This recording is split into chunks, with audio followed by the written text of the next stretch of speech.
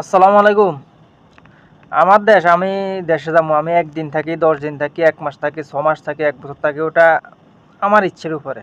যে আমার দেশে আমি কি 1 মাস থাকবো নাকি 2 মাস থাকবো নাকি 6 মাস থাকবো নাকি 1 বছর থাকবো, ওইটা মানে নির্দিষ্ট করে দেওয়ার মানে কি রাইট তোমাকে দিছে কে?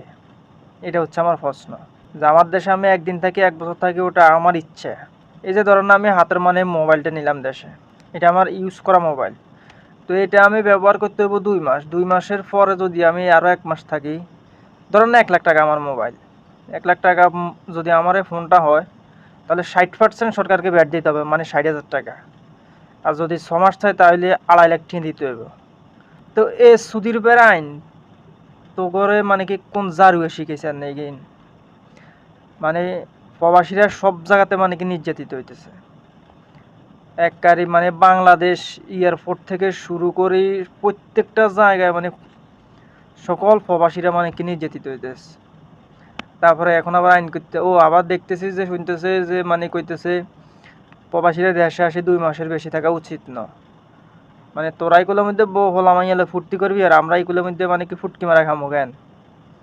মাঙ্গেন না তিয়া গল কইতেছে প্রবাসীরা 2 মাসের বেশি থাকা উচিত না, কারণ নাহলে মানে কি দেশের অর্থনীতি মানে বঙ্গুর হয়ে যাব। তা আমরা এগুলো তখন মানে কি রেমিডেন্স ফাটাফাটা তো করে মানে কি টাকা দিব, আর মানে কি তোরা এগুলোর মধ্যে মানে কি চুরি বাটফারি করবি, আর মানে কি প্রবাসীদের বিরুদ্ধে এক একটা মানে কি আইন পাস করবি না।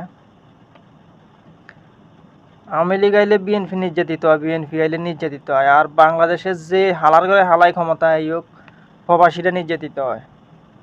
প্রবাসীরা এত কষ্ট করে দেশের মধ্যে রেমিটেন্স পাঠা, খাই না খায়, দিন রাত 24 ঘন্টা ঘুম মারি কাম করি রোদে পড়ে, কিন্তু ওই রেমিটেন্সের টাকা দিয়ে তোরা চুরি করবি, বাটফারি করবি, আর এগুলোর মধ্যে কবি যে মানে কি তারা মানে কি হাতের একটা মোবাইল নিলে মানে কি ব্যাট দিতে হইব, 2 মাসের বেশি থাকলে মানে কি রেজিস্ট্রেশন করতে হইব। দেশ কি তোকে বাপ দাদার নিরাম মাঙ্গেন না তেও নাই আর মানে কি গণদোলাত মানে হলস না, তো গণদোলাত পড়ি যখন মানে কি ফুটকি মুটকি যখন মানে কি চেঁচিয়ে লাগবে তখন যায় মানে কি তোকে শিক্ষা হইবে আর কি।